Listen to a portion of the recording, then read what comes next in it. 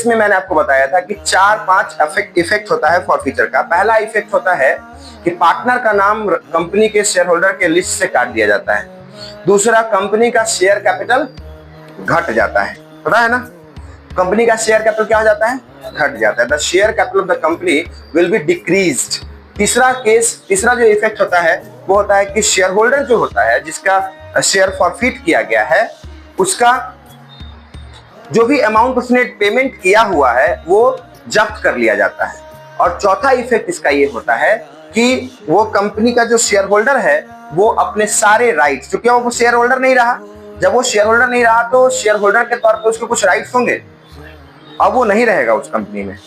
मान लो कि पहले जिस कंपनी का हम वो शेयर होल्डर था, कंपनी ने उसके सारे शेयर्स को सीज कर लिया, जब्त कर लिया, तो अब वो शेयर होल्डर नहीं रहा, दैट्स वाई उसके राइट्स और अथॉरिटीज जो कंपनी के ऊपर थे वो सब उसके खत्म हो जाएंगे। ठीक है, तो ये सारे इफेक्ट को आपको माइंड में रखना है। जैसे आप याद रखते हैं, लेक्चर को याद रखिएगा, अपने आप आपको याद रह जाएगा। ठीक है, बस ध्यान रखना है कि जब हम पढ़ रहे होते हैं तो हम एकदम इमेजिन करके पढ़ते हैं कि ऐसा होता तो क्या होता। खुद पे भी कभी कभी लेके देख सकते हैं कि मान लीजिए हम ही डिफॉल्टिंग शेयर होल्डर होते तो हमारे साथ क्या होता, क्योंकि जब खुद पे बीतता है तो वो इंसान लाइफ लॉन्ग याद रखता है।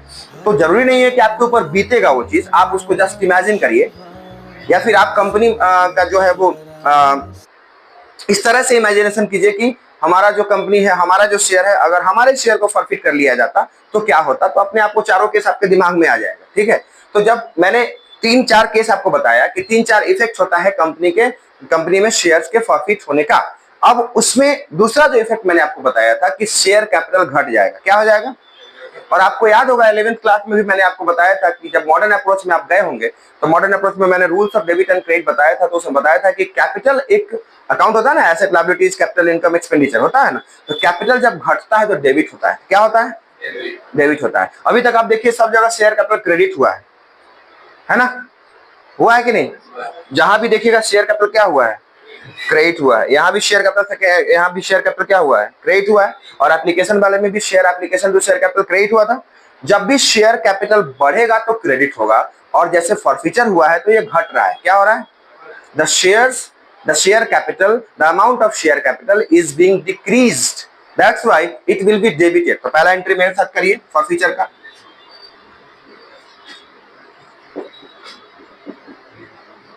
क्या लिखेंगे, equity share capital account debit. ठीक है, equity share capital account debit.